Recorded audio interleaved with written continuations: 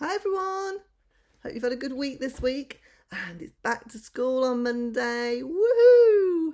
How exciting seeing all your friends again. That'd be good, wouldn't it? So tonight's story is a strange thing to happen. Do do do. So if you're sitting comfortably then Nana will begin. I'm just going to run on my new roller skates, Mother, called Julian. Shan't be long. Off he went. It was a very hot afternoon, and he thought he would skate along the lane and then turn down the path that led into the woods. It will be cool there, he thought. I could sit down and watch for rabbits. I might see a few. He skated down the path that led into the woods, and yes, it certainly was much cooler there. He came to a nice little glade, though it ran a little winding path, and a rabbit path, I expect, said Julian. I'll sit down there behind this bush and watch. I'll take off my skates, though. He took off his skates and put them carefully on one side. Then he sat down by the bush, made a little peephole through it, and began to watch the rabbit path in the glade. But the extraordinary thing was that it didn't seem to be a rabbit path at all. It seemed to be a bus route.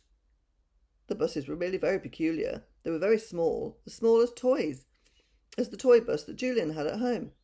They looked like motor buses, and they were filled with tiny people.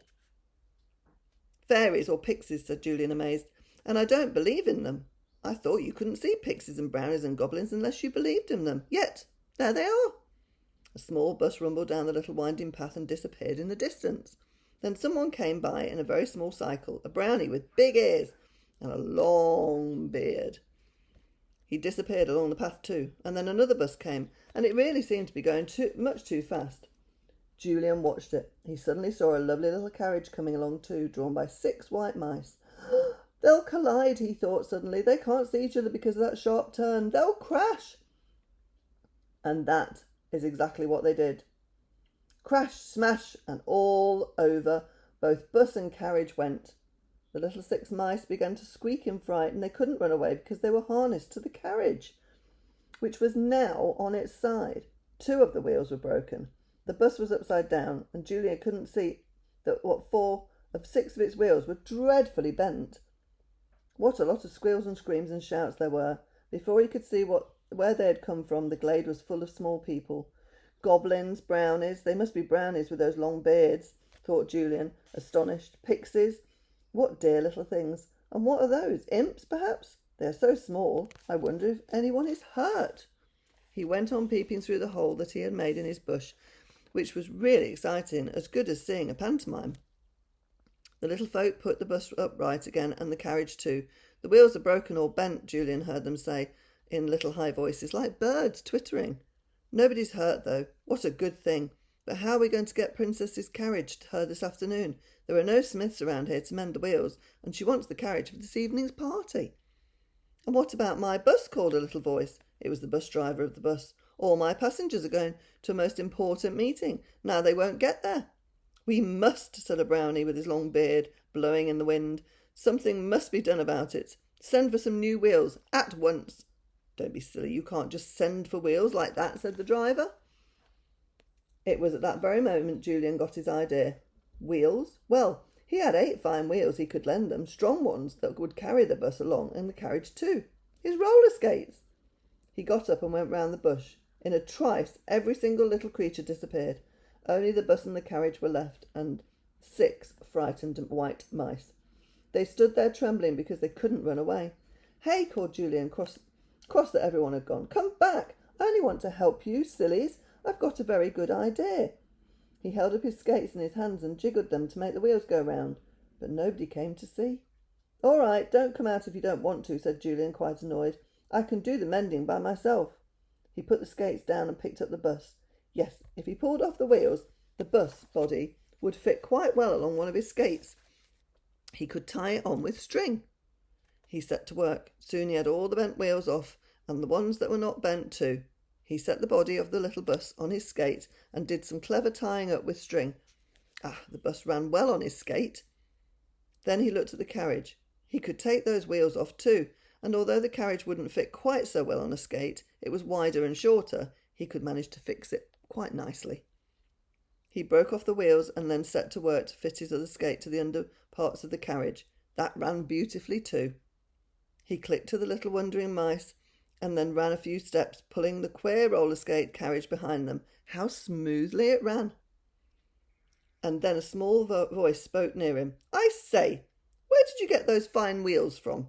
It was the little bus driver. He was a pixie man, and he looked most admiringly at the roller skates. "I'm afraid the motor of your bus is broken," said Julian, "but you could easily get 2 or 3 people to put ropes on the bus and pull it along on my roller skate wheels. It will run quite easily. Where's everybody gone?" "Well, they're hiding," said the bus driver. "They're afraid of a giant like you. But when I saw how clever you were, I just had to come and speak to you." "Tell the others to come back," said Julian. "I'll lend them these roller skates of mine so that they can take the bus and the coach back safely. But I'll want my roller skates back, you know. They're new."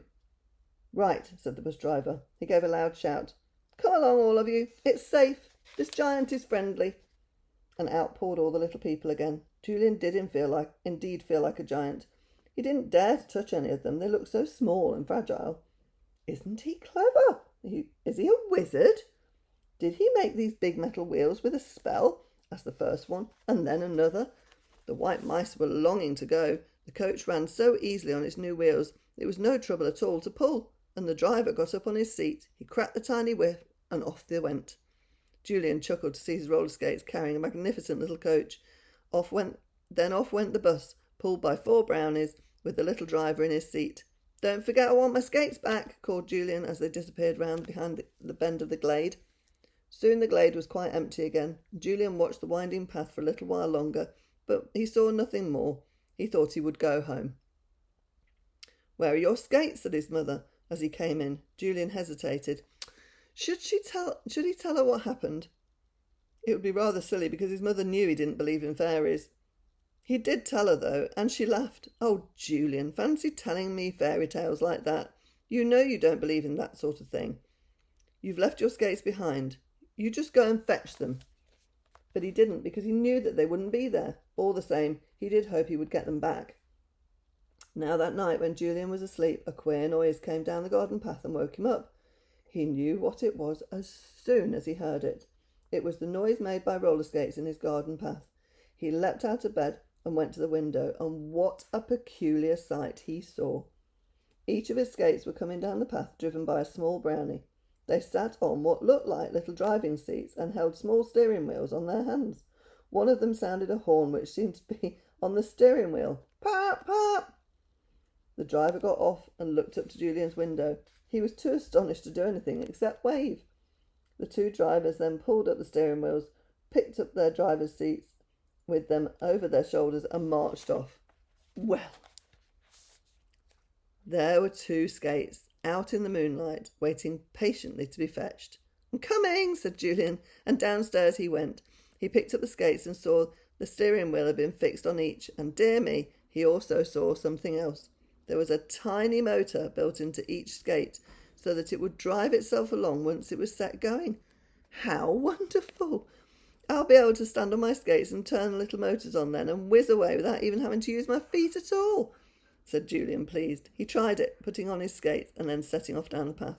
In a trice, the little motor in each skate began to purr, just like the engine of a small motorbike, and away went Julian at top speed, feeling that his feet had suddenly turned into motors and were taking him away at 60 miles an hour. He never saw the little folk again, though he went often enough to the glade, and he watched for hours.